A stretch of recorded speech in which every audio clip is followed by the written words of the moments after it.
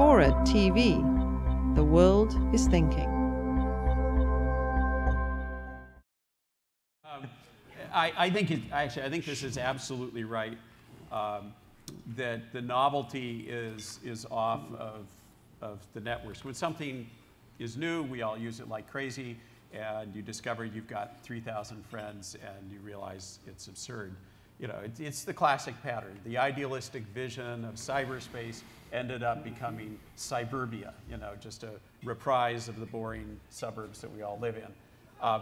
I think what we're going to see actually among some people will not only just be a shift to meaningful social networks, but I think there's going to be a vast reaction to the world of Facebook and the like, where being disconnected is going to be in. Lots of people will sort of sneak onto Facebook when their friends aren't looking, but they won't admit it. And the cool thing will be to not be on LinkedIn and to not be on Facebook. So I think Kurt and his team just nailed this one. I'll just make one observation briefly. In healthcare, not to get back on the topic that you all voted down, doctors cannot email your medical records to another doctor because of the lack of confidence in that interface. So in 90 days, we put a little SWAT team on it. We got a secure version of SMTP, authenticate the user on either end, and encrypt the message. Now 95% of the market share of providers, of vendors supporting providers have adopted the protocol, and $15 a month unlimited. The point is now we will start to see trusted communications in sectors of the economy that have needed that, and I think that's a trend that will carry on in the professional space and then eventually on. We saw all the cop cars chasing the tornadoes yesterday. I did. They weren't trying to warn people. They were going after the tornado because when it went through the hospital, pulled up all the medical records, and it had constituted a meteorological violation of HIPAA regulations. So that tornado is so busted. Nice. Before we move on, I mean, I think it's important that everyone realizes how bad this has gotten, this problem of sort of ambient intimacy that young people seem to have on Facebook, where you make friends with work associates, you know, your drunk friends and others, and share it all in one big mash.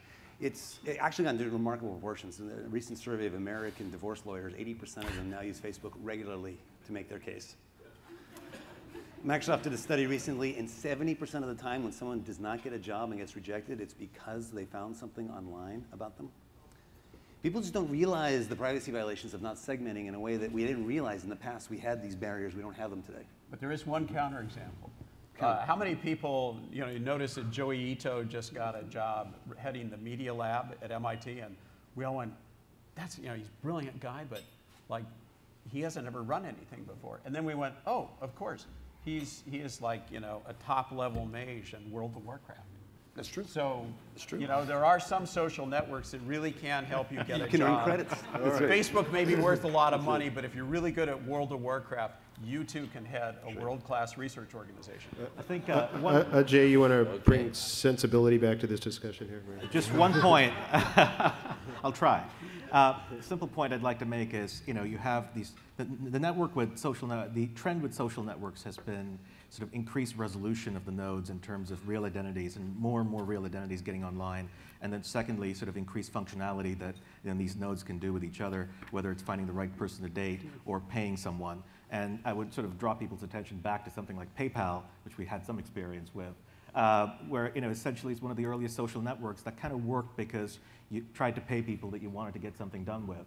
It was a semi-trusted transaction that was made more trustworthy by the nature of the network and the technology embedded in it. And I think that kind of thing, which was sort of a one-off build for PayPal's specific functionality, becomes much easier to start building around sort of real identities and networks that we have in places like Facebook. So that's why sort of one, supportive of this trend.